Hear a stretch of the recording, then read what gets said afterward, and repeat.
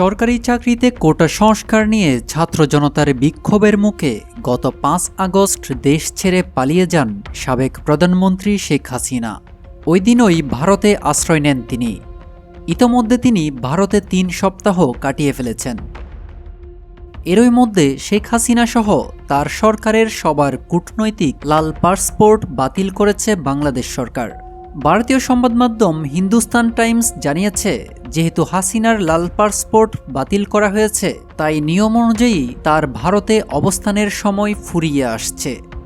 বাংলাদেশ সরকারের একটি সূত্র জানিয়েছে, শেখ হাসিনা যখন দেশ থেকে পালান তখন তার কাছে শুধুমাত্র লাল পাসপোর্টটাই ছিল, সাধারণ সবুজ পাসপোর্ট ছিল না তার।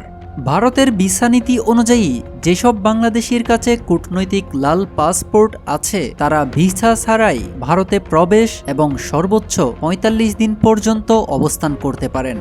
গত ৫ আগস্টের পর শেখ হাসিনা বর্তমানে ২১ দিন ভারতে কাটিয়ে ফেলেছেন, ফলে আর মাত্র ২৪ দিন পর বৈধ উপায়ে তার ভারতে থাকার সময় শেষ হয়ে যাবে।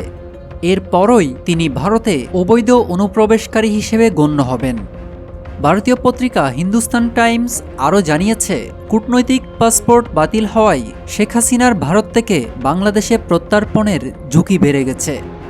হাসিনার বিরুদ্ধে এখন পর্যন্ত ৫১টি মামলা হয়েছে, যার মধ্যে ৪২টি হত্যা মামলা। এসব মামলায় তার বিরুদ্ধে বিচার শুরু হবে। এখন প্রশ্ন হলো, ভারত কি আসলেই শেখ হাসিনাকে বাংলাদেশে ফেরত পাঠাবে কিনা? শেখ হাসিনার কূটনৈতিক পাসপোর্ট বাতিল করা সহ ২০১৩ সালে হওয়া বাংলাদেশ ভারতের মধ্যকার একটি চুক্তির কারণে শেখ হাসিনার বাংলাদেশে প্রত্যার্পণের বিষয়টি অনেক গুরুত্বপূর্ণ হয়ে উঠেছে।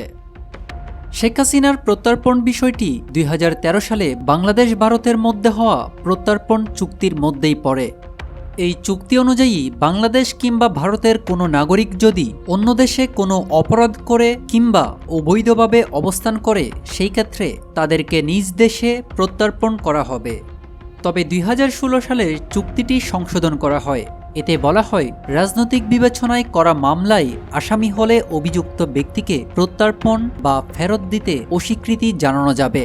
এখন এই সুযোগে ভারত শেখ হাসিনাকে রক্ষা করার জন্য শেখ হাসিনার বিরুদ্ধে অভিযোগ কিংবা মামলাগুলোকে রাজনৈতিক বিবেচনায় করা মামলা হিসেবে চিহ্নিত করতে পারে। তবে চুক্তির আরও একটি শর্তে হত্যা মামলার বিষয়টি রাজনৈতিক বিবেচনার বাইরে রাখা হয়েছে।